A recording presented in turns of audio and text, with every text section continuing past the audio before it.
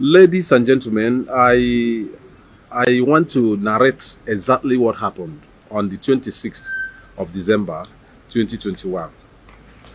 You all know very well that I buried my mom on the 22nd of December 2021. And on the 26th, we came for outing service. The church started around 11:30 while the church service was still going on. Some military men were sighted outside, and I asked my PA, oh, maybe it's one of the VIP that came for the memorial, this church service of my mom. Then I asked them, please, if there is anybody that is outside, they should bring the person in if it is a VIP. Before they could come back, I saw masked police. I don't even know, masked policemen. I thought they, because there is no sign to show that they are police. More than 15 of them invade inside the church premises. And they cocked their gun and say, Oga, move, move, come out. We're looking for you. I say, what is the problem? What have I done? One of them came and hit my back and said, if you don't stand up now, before you, I could even say, what is the problem? They went up to the altar and cocked their gun and pointed it at me. I said, what is the problem? One now dragged me up. I said, tell me what I've done. Before you know, they started shooting. The church members, the parish priests, everybody was running helter-skelter inside church. They shot, and then dragged me like a criminal inside the church when church service was going on and brought me out. When they brought me out, my orderly and my policeman was trying to find out from them, where are you people from? They were not telling us where they are from because all of them were in their fix. They were all masked. There is nothing to identify them. Apart from some of the vehicles that brought them, where my boys and so many people identified that those vehicles came from government house, Imo State government house. So they dragged me, tore my clothes, beat me up, threw me inside one of the van that came with them, one white van that came with them, and asked me to lie on the floor of the van. And one of them used his leg, hit me, put his leg on top of me, and said I should keep quiet. He took my picture while inside the van and sent it to somebody and spoke in Hausa, Muntura picture. They never knew that I hear Hausa. So on the way, at Njaba, they stopped. And one of them that also was wearing mask now asked me, cock his gun, and said, Oga, go down. I said, what have I done? He said, Oga, go down. For me, I thought I was going to be eliminated at that point, at Njaba. He said, Oga, go down. He cocked his gun. I was telling him, please, what have I done? What have I done? He now pushed me outside and dragged me to another vehicle in front, another Ford Jeep in front. And they pushed me inside the Ford. And they started speeding up to Owerri. When we got to Owerri, they moved towards the Okigwe Road. At government house, I was looking from the back. I was turning and looking at my back. The three remaining vehicles now diverted towards government house. Then that one that I was inside continued all the way to Okigwe Road. I was asking them, where are you taking me? What have I done? They said, Oga, don't talk. Oh, don't talk. If you talk, don't talk. So I kept quiet. We drove all the way to Angara. I asked them again, where are we going? They refused to talk to me. When we got to Okigwe, I said, where are we going? They refused to talk. When we now set going towards Enugu, I said, tell me where we are going. If I was going to be killed, tell me so that I know that I was going to be eliminated.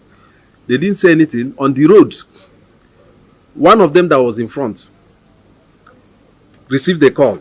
I saw the call. The name on the phone was Shaba. Then he told him in Hausa, Muna tare da shi karka damu, muna kan hanya. Karka damu, mun kama shi karka damu kawai. Oga muna tare, that means we've caught him and we're on our way. So at a point, because I speak Hausa, I decided to ask them, Menai, what did I do? Why are you people doing this to me? They now looked at me and they continued their journey. They took me all the way from Owerri until we got to Enugu. When we got closer to Enugu, they now stopped and asked me to remove my clothes. I said, why should I remove my clothes?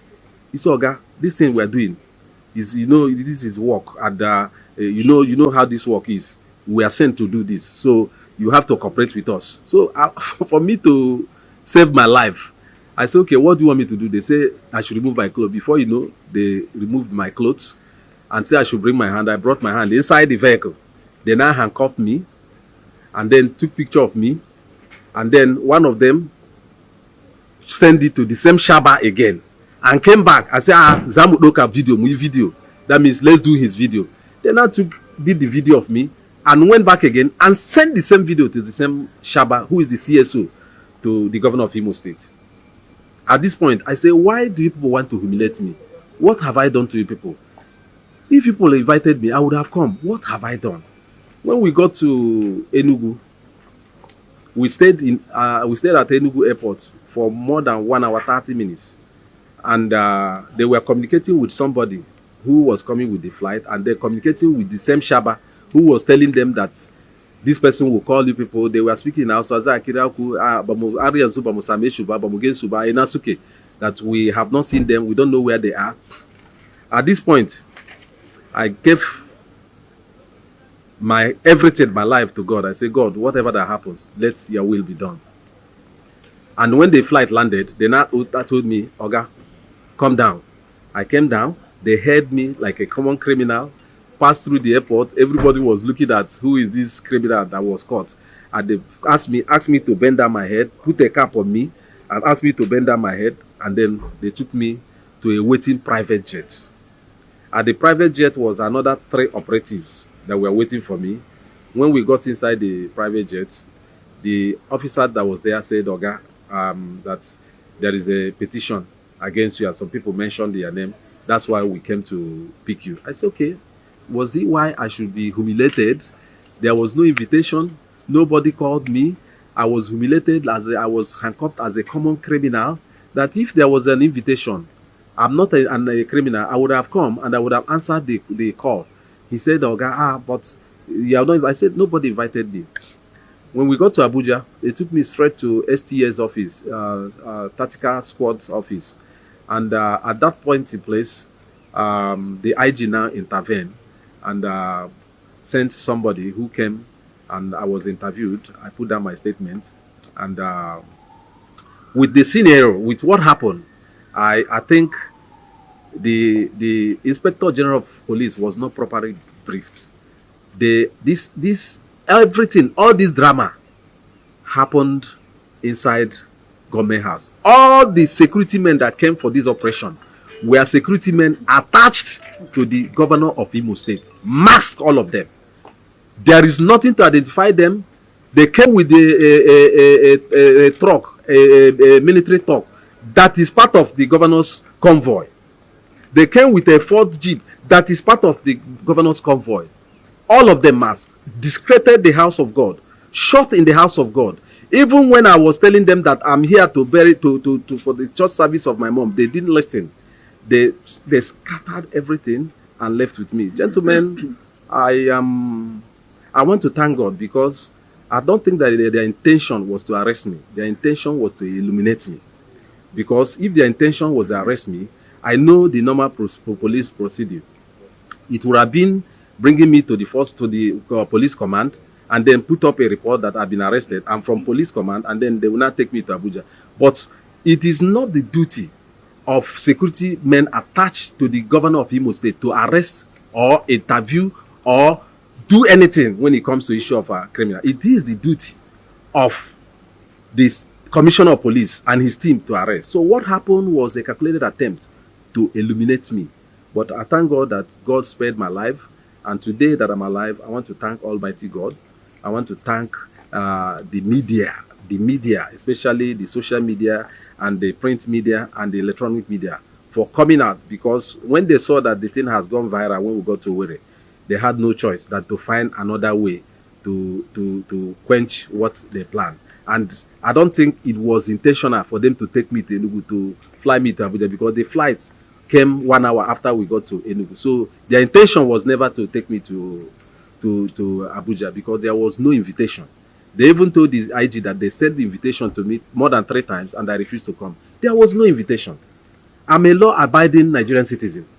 All my life as a chief of staff, Gunmen House, I have never been into any criminality. I have never sponsored any militant. I have never sold gun to anybody. So when they said I was selling gun to to some militant. I was surprised. I was chief of staff for 4 years. I was commissioner for land for 3.5 years. I was deputy chief of staff for 1.5 years. Why should I be treated as a criminal without no invitation? I was dragged on the floor. I was handcuffed. I was treated as if I'm a hardened criminal, and my pictures were sent on the media by the same Shaba.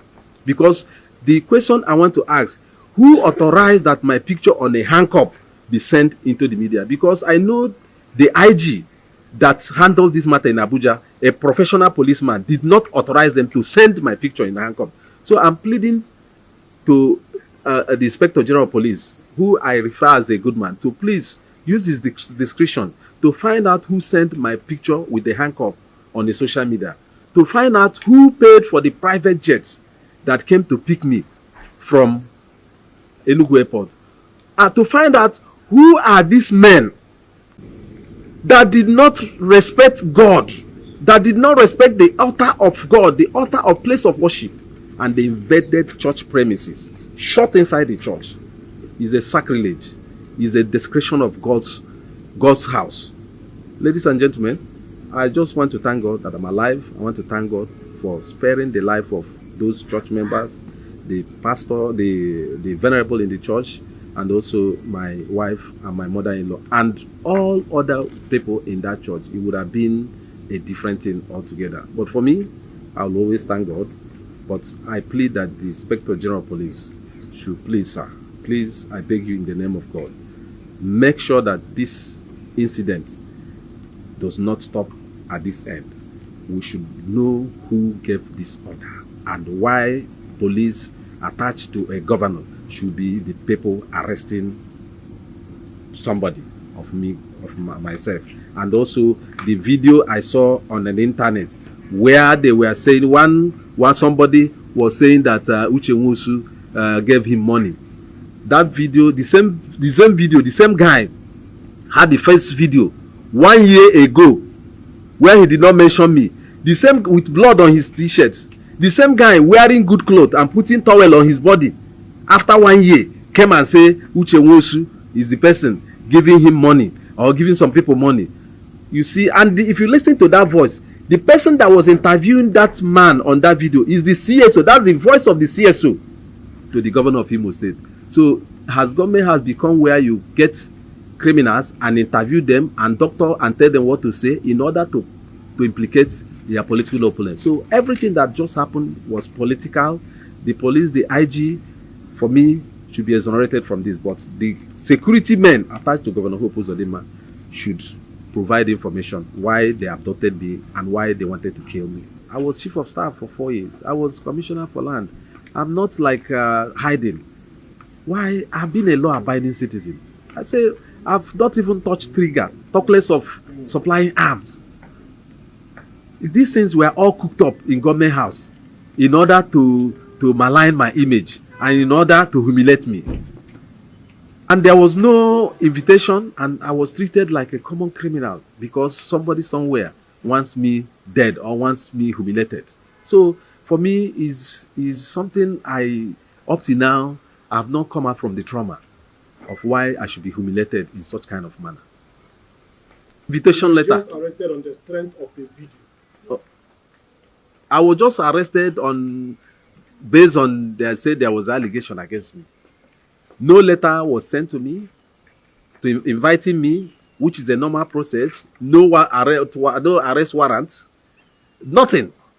I was just inside church for my mom outing service, and the only what I got was humiliation inside church with all my visitors that came from Abuja, from Lagos. I was humiliated in their presence. So there is no truth to this thing they are saying on the social media that for 6 times you refused to honor police. Nobody.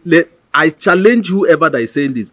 Provide the invitation letter that I signed, I received, and I refused to come. Provide the call. The word is a technological word. Provide the details of the call that interfaced between me and them, that they called me. I answered them, and they said I refused to come. They said that when they called me, that I said I was abroad. You can imagine. Am I not? Okay, even the policeman that I used during my mom's burial, I wrote to the IG, who I always continue to say he's a very good man, who who approved the police that I will use during my mother's burial. I even applied to DGSS, and the SS was provided during my mother's burial. So, with all this, why didn't I know that there's an invitation for me? It's a calculated attempt to malign my image and to humiliate me. It was arranged inside government house. Every day, no policeman came from state police command, and I will continue to say it, and I will say it again and again. No policeman came from Imo Police Command. Everybody that came to that operation are policemen attached squads, and those are killer squad. They are killer squad attached to the governor of Imo State, because a normal policeman cannot shoot inside church. A normal policeman cannot shoot as if they are coming for war. So it is something. I pray that God Almighty will save us from this state.